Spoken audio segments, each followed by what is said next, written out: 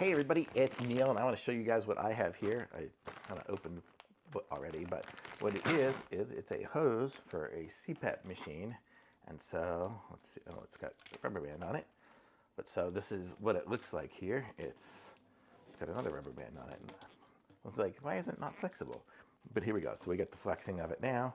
So this is what it looks like. I guess it's about 6 feet long by doing it. And it looks like it's going to fit a traditional CPAP machine.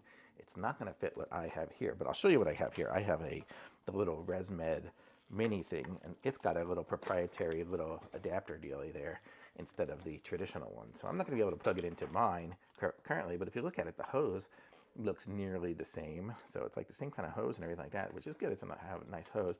So knowing me, what I'm probably going to do is do some surgery on this one here and cut it off and put the new tip on it so I can get some longer distance. My problem is the distance thing.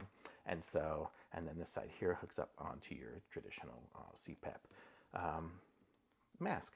But it seems really nice, well made. Look at this, it's got good rubber on it.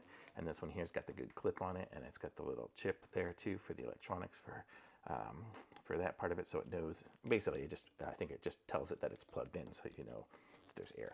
But it's pretty cool. So I like this one. It seems good, nice and flexible hose.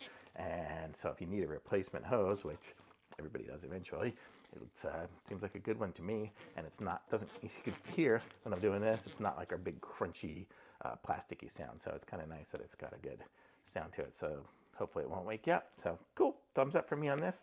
Links in the description. Like this video, subscribe to my channel, and I'll be back with some more reviews soon.